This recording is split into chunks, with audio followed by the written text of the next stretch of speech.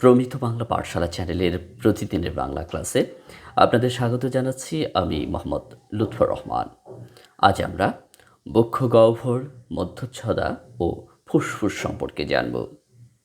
মানুষের শরীরের ঘাড় ও পাকস্থলীর মাঝখানের অংশকে বক্ষ গহ্বর বলে।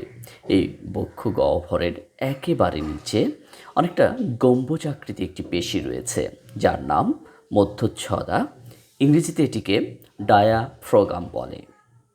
পাকস্থলী থেকে বক্ষ গহ্বরকে মূলত এই মধ্যচ্ছদাই পৃথক করে রেখেছে। উপরিউক্ত বক্ষ গহ্বর প্রত্যঙ্গটির ভিতরে, অর্থাৎ হৃদযন্ত্রের দুই পাশে অবস্থিত স্পঞ্জের মতো সংকোচন ও প্রসারণশীল প্রত্যঙ্গটি হল ফুসফুস। মূলত এই ফুসফুসের সঞ্চালনতেই আমাদের শ্বাস প্রবাহ অব্যাহত থাকে। এই শ্বাস প্রবাহ দুইভাবে সম্পন্ন হয়। এর শ্বাস গ্রহণ প্রক্রিয়াকে প্রশ্বাস এবং শ্বাস ত্যাগ করাকে নিঃশ্বাস বলা হয়।